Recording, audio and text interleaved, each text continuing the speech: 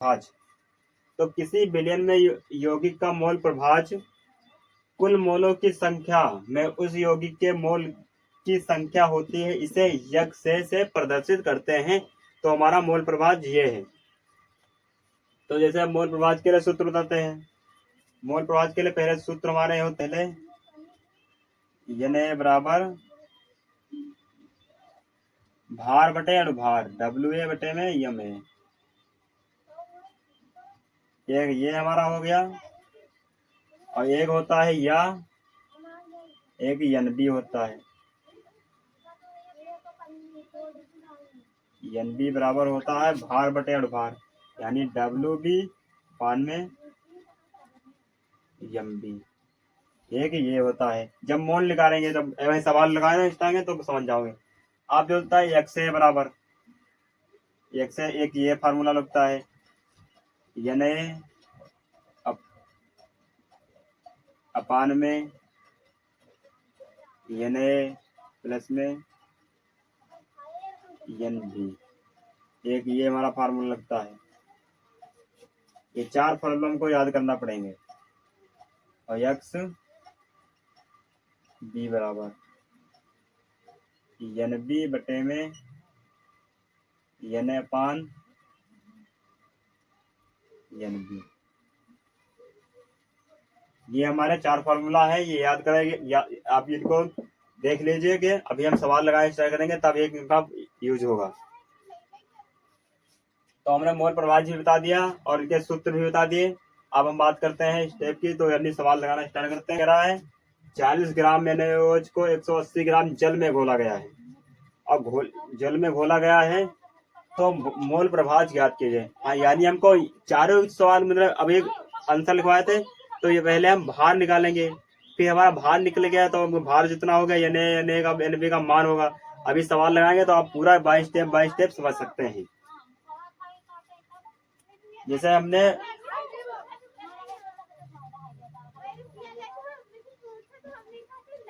W A का मान कितना है,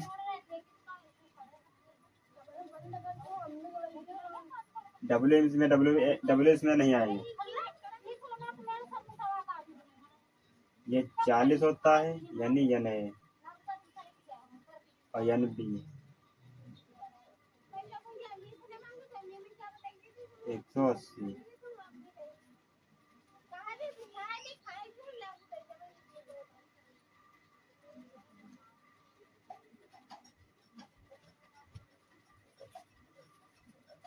डब्ल्यू ए अपान में डब्ल्यू बी। तो ये हम लिखेंगे डब्ल्यू ए अपान में डब्ल्यू बी। तो मोल प्रभाज, तो पहले हमको यह निकालना है। पहले मोल निकालना है। फिर मोल निकलने के बाद तो मोल बराबर सूत्र हमने आपको बताए थे भार बटे, अभी लिखवाया है भार बटे अणुभार, ये सूत्र लिखवाया है अभी। तो यह नहीं बराबर भार कितना है हमारा 40, और यह में निकालना है कितना NaOH। जैसे इसका यहाँ पे NaOH, तो NaOH का अभी निकाला था। Na का 23 होता है, O का 16 होता है, H का 1 होता है हमारा। तो टोटल हमारा Na का मान कितना आया था 40। चाहे निकाल के बता देते हैं। Na का 23 और प्लस O का 16 प्लस H का 1, तो यानी 6 3 9 और 10 19 19 6 3 9 19 और 19 और 39 और 1 40। तो मैं कहूँ 40, तो काट दे 40 करना 40 40 करना 40। तो ये बराबर हमारा निकला है, ये बराबर 1 निकला है। अब एन बी बराबर तो एन बी बराबर अभी सूत्र है एन बी बराबर आया भार बटे अणुभार। तो इसमें खाली एक चेंज हो जाएगा। यहाँ पर ए था और ये बात कर रहे हैं विलायक की, तो उसकी बात कर रहे हैं। तो यानी डब्ल्यू बी बटे में एम बी। अब कितने 180 ग्राम इसकी बात कर रहे हैं, तो इसको 80 ग्राम कितने जल में घोला है। तो जल का सूत्र हमारा होता है H2O। तो इसका भी अणुभार निकालना स्टार्ट कर देते हैं। एन बी भार हमको तो पता है 180, क्या हमको एम बी पता है? नहीं पता है, तो इसका निकालना पड़ेगा, भार का निकालना पड़ेगा। तो एच का कितना होता है बताया, एच का कितना 1 1 1 और गुणे सबक में कितना 2 है, तो 2 हमने लिख दिया, प्लस ओ का भी होता है, ओ का कितना होता है 16, तो 16 लिख दिया। तो 16 और 2 करना, तो 16 2 नहीं 18, नहीं 16 और प्लस में 2 कितने 18, तो 18 निकले। अब करते हैं 18 करना 18, 18 करना 18, तो यानी हमें 10, तो एन बी बराबर हमारा कितना निकला 10।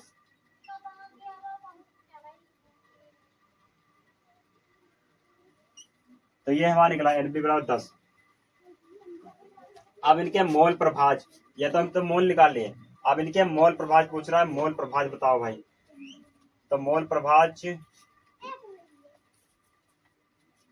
इधर हम लिख लेते हैं, मोल प्रभाज के लिए सूत्र क्या होता है, यक्षय बराबर एन ए बट्टे में एन ए और प्लस में एन बी।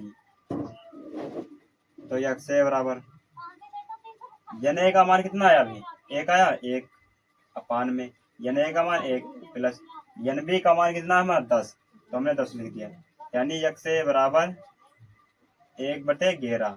अब इसका 1 को भाग देंगे 11 से, तो यानी अब भाग देना स्टार्ट करते हैं, 1 से 11 को भाग देंगे, 1 को 11 से भाग दें, पॉइंट लगाएं, 0 बढ़ाएं। अब भाई कम है तो 1 0 बढ़ेगा, 1 0 इधर बढ़ेगा, 11 9 99,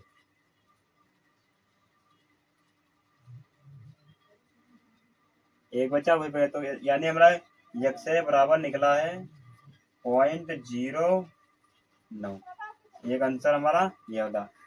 अब बोलता है एक्स बी बराबर, एक्स बी इधर निकाल लेते हैं, एक्स बी बराबर, तो एन बी अपान में एन ए और प्लस एन बी,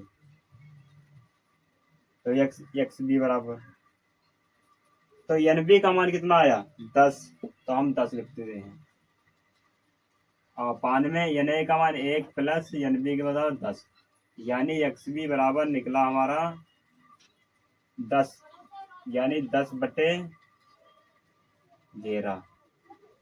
तो 11 को भाग देंगे 10 से, 10 को भाग देंगे 11 से, तो कम है, तो पॉइंट लगाएंगे, 0 बढ़ाएंगे, 11 9 99, यानी 1 बचा, पॉइंट तो एक्स बी बराबर